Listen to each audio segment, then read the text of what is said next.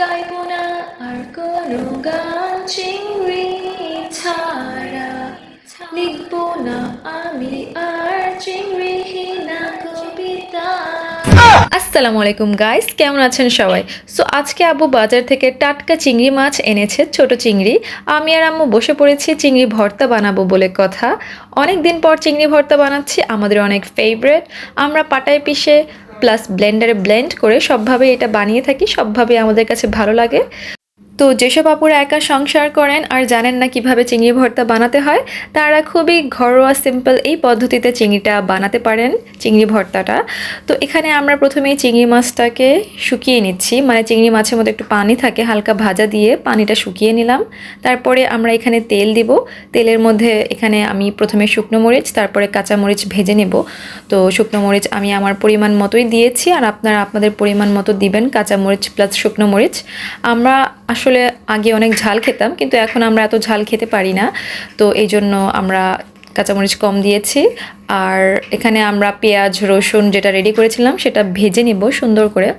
এটা খুবই লো মিডিয়াম আছে আপনাকে ভাজতে হবে, আর যখন এটা নরম হয়ে যাবে তখন আপনাকে এটা নামাতে হবে। তো এটা খুবই আস্তে আস্তে ভেজে নিতে হবে। পেঁয়াজটা আগেই ভাজা হয়ে যায়, কিন্তু রসুনটা অনেক সময় কাঁচাই থেকে যায়, তো এর জন্য আর একটু বেশি সময় ধরে ভাজতে হয়। তারপরে আমি এখানে চিংড়িটাকে দিয়ে দিব সবগুলোর সাথে। তো চিংড়ি সহ সব কিছু ভেজে নিচ্ছি, চিংড়ি এখানে রসুন আর পেঁয়াজ। তারপর যখন ভাজাটা হয়ে যাবে আমরা এটাকে নামিয়ে নিব একটা বাটিতে। তো এখানে আমি চিংড়ি মাথা সহ লেজ সহ রেখেছি, পরিষ্কার করে নিয়েছি খুবই সুন্দরভাবে, আর এই জন্যই এটার টেস্ট আরও অনেক বেড়ে গিয়েছে আসলে। তো এই যে এখানে আমার সব ভাজাভাজির কাজ শেষ, এখন আমি আমার বাটার কাজ করব। তো এখানে আমার আম্মু পাটায় বাটছিলেন। তো ভাই, পাটায় বাটাটা আসলে অনেক কষ্টের কাজ। তো অনেক আপুরাই আছে যারা পাটায় বাটতে হবে এই ভয়ে ভর্তা বানান না, কিন্তু এখন তো ব্লেন্ডার আছে, তো চাইলেই ব্লেন্ডারে ভর্তা বানানো যায়। অনেকে আবার ভাবে যে ব্লেন্ডারে ভর্তা বানালে সেটা মজা হয় না, কিন্তু সেটা একদমই ভুল ধারণা আপনাদের। আমি আপনাদেরকে একটু বলে দেই, পাটায় আপনি ভর্তাটা বাটলে সেটা একদম মিহি হয়ে যায়। আপনারা আপনাদের পছন্দ মতো বেটে নিতে পারেন কতটুকু আপনারা চান। আর ব্লেন্ডারে ভর্তাটা করলে কি হয়, সেটা সময়ও আপনার বাঁচবে, প্লাস ভর্তাটা অনেক টেস্টি হবে। আর হ্যাঁ, তার মধ্যে একটুখানি কাটা থেকে যাবে সব সময়, ব্লেন্ডারে একদম পুরোপুরি মিহি কখনোই হয় না, কিন্তু সেটাও আলাদা রকমের টেস্ট আছে। তো আমি আপনাদেরকে একটা টিপ বলি, চিংড়ি আপনারা অনেকে আছেন মাথা ফেলে দিয়ে খান, তো মাথা ফেলে দিয়ে খেলে কিন্তু ওই টেস্ট পাবেন না। অবশ্যই চিংড়ি মাথা সহ বাটবেন, তাহলে দেখবেন চিংড়ি অনেক টেস্টি একটা ভর্তা হয়ে যাবে।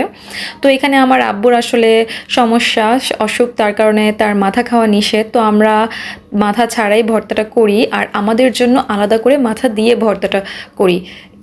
বাজার দরের দাম এত বেড়ে গিয়েছে যে চিংড়ি আসলে পাওয়াই যায় না, আর চিংড়ি মাছের অনেক দাম। তো চিংড়ি মাছ খাওয়ার থেকে মুরগি অথবা গরুর গোস্ত একই রকমের দাম পড়ে যায় আসলে, তো অনেক মানুষই এগুলো খেতে পারেন না। তো চিংড়ি মাছ, ছোটো চিংড়ি অনেক দিন ধরেই খুঁজছিলাম, পাওয়া যাচ্ছিল না বাজারে। তো ফাইনালি আজকে বাসায় এসেছে, আব্বু নিয়ে এসেছে, তো আমরাও চিংড়ি ভর্তাটা বানিয়ে ফেললাম। আমাদের বাসার সবাই এই ভর্তাটা খুবই পছন্দ করে, আর আমরা সবসময় ভর্তা বানানোর পরে একটু ভাত দিয়ে পাটায় মাখা ভাত খেতে আরও পছন্দ করি। তো একটা কথা বলে দিই আপনাদেরকে, প্রেগনেন্সি আপুদের জন্য নাকি এই পাটার ভাত খাওয়াটা নিষেধ। এগুলো আসলে আমার কাছে কুসংস্কার বলেই মনে হয়, কিন্তু অনেকেই আর কি বলে। তো এই যে পাটায় মাখা ভাত খেয়েছি, অনেক টেস্টি হয়েছে। তো এই হচ্ছে আমার চিংড়ি ভর্তার রেসিপি। তো ভিডিওটি ভালো লাগলে অবশ্যই পেজটিতে একটা লাইক দিবেন, বেল বাটনটিতে ক্লিক করবেন, আর সাবস্ক্রাইব করতে ভুলবেন না। আল্লাহ হাফেজ।